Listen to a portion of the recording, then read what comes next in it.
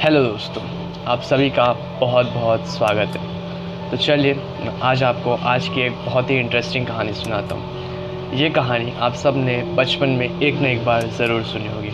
कहानी का नाम है the hare and the tortoise, यानी कि वही कहानी कछुए और खरगोश की। उस कहानी में हमने सीखा था कि कैसे कछुआ लगातार मेहनत करके रेस को उसने फिनिश किया था और ही वॉज द विनर। और वहीं दूसरी तरफ खरगोश, जो कि बहुत ही ज़्यादा काबिलियत वाला था, जिसके पास बहुत ही ज़्यादा स्पीड थी, उसने भी रेस को स्टार्ट किया था। बट फिनिश लाइन के पास पहुंच के उसने आराम करने लगा।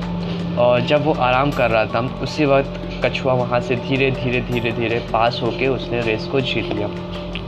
तो स्टोरी से हमें ये सीखने मिला था कि slow but steady wins the race. तो चलिए अब हम जानते हैं कि अब पार्ट 2, क्या इसके बाद ये स्टोरी ख़त्म हो गई थी? क्या लगता है आपको दोस्तों?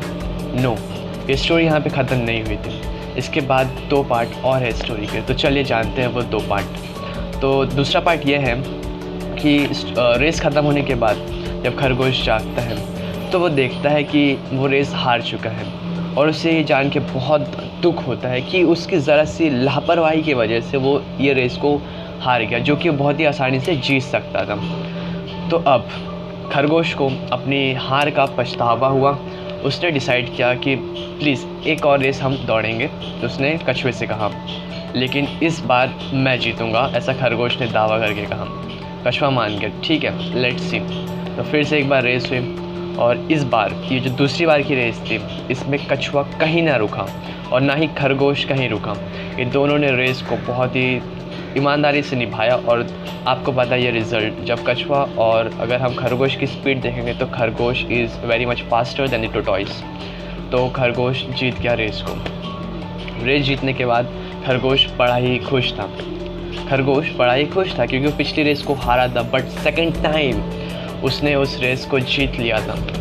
तो एक बार कछुआ जीता, एक बार खरगोश जीता, दोनों में टाई चल रहा था। तो अब डिसाइड हुआ कि एक बार क्यों ना हम इस रेस को फाइनली डिसाइड कर ले कि कौन जीता है, कछुआ जीता है या खरगोश जीता है। अभी तो दोनों के बीच में टाई है। तो अब हमारा थर्ड पार्ट शुरू हुआ। थर्ड पार्ट में इस बार जो रास्ता था, कछुए ने कहा कि इस बार की रेस का जो ट्रैक है, जो रास्ता है, वो मैं डिसाइड करूँगा।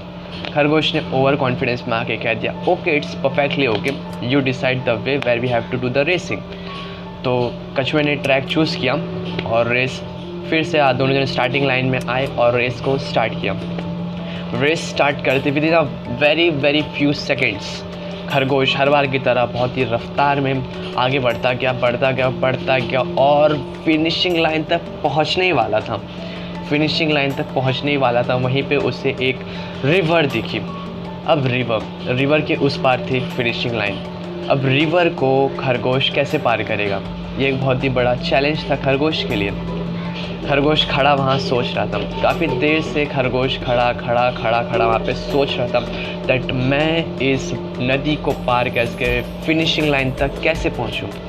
तभी वहाँ पे कछुआ धीरे धीरे आया और कछुए ने कहा, हे व्हाट्स गोइंग ऑन, तुम जाके रेस को जीत क्यों नहीं लेते? तो खरगोश ने कहा, दोस्त रास्ते में नदी पड़ रही है और मैं नदी को पार नहीं कर सकता क्योंकि मुझे ऊपर वाले ने इस कदर बनाया ही नहीं है कि मैं पानी में तैर सकूं। और कछुआ मुस्कुराया। उसने कहा, चलो कोई बात नहीं, आ जाओ मेरे बैक पे, आ जाओ मेरी पीठ पे, आ जाओ, मैं तुम्हें इस नदी को पार कराऊंगा। ये सुन के खरगोश बड़ा ही खुश हुआ, बोला रियली। और हाँ, दोनों ने इसी तरीके से मिलके एक दूसरे की मदद से उस जो रिवर थी उसको पार किया और फिनिशिंग लाइन में दोनों साथ में पहुँचे। तो हाँ दोस्तों, ये थे वो 2 पार्ट जो आपको जानना बहुत ही ज़रूरी था। अब हम जानते हैं कि अब हम इस 2 जो आगे के पार्ट है इससे हमें वैल्यू क्या मिली, वाई ये जो 2 पार्ट आगे के हैं ये हमने आज जाने क्यों। दोस्तों बात ये है कि एक बहुत ही बड़ा मिथ है, एक बहुत ही बड़ा अंधविश्वास है कि slow but steady wins the race. हाँ, एक शॉर्ट टर्म में के लिए हो सकता है कि slow and steady wins the race, but हकीकत यही है कि fast and steady wins the race. मतलब हमें फास्ट रहना चाहिए और कंसिस्टेंट रहना चाहिए अगर हमें ज़िंदगी की रेस को जीतना है तो।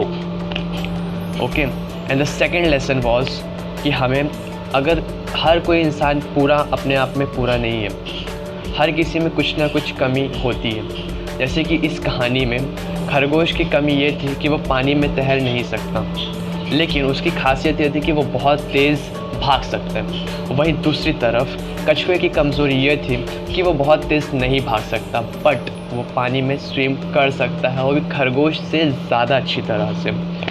तो इसमें हमने देखा कि दोनों ही अपने आप में अधूरे भी हैं और दोनों ही अपने आप में पूरे भी हैं। लेकिन हर काम को हमें करने के लिए, जैसे कि इस रेस में देख लीजिए, अगर हमें इस रेस को जीतना होता था, थर्ड रेस जहाँ पे रिवर थी और खरगोश को उस रिवर को क्रॉस करना था, वहाँ पे उसने कछुए की हेल्प ली, दोनों ने टुगेदर मिल के उस रेस को जीता। तो दोस्तों यही होता है लाइफ में।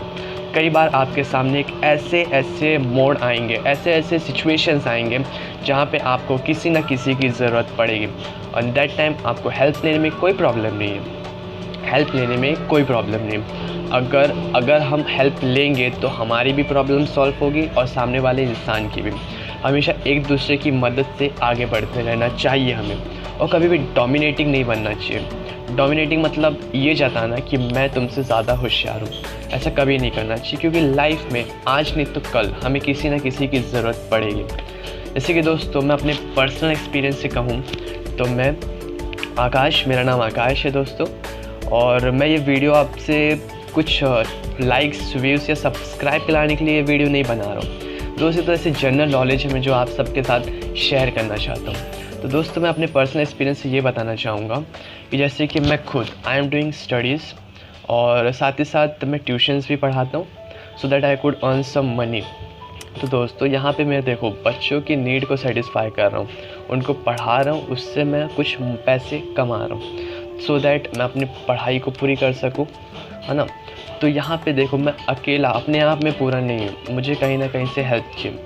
Of course for sure parents are working hard, but हम कब तक अपने पेरेंट्स पे डिपेंड रहेंगे अपने नीड्स को फुलफ़िल करने के लिए?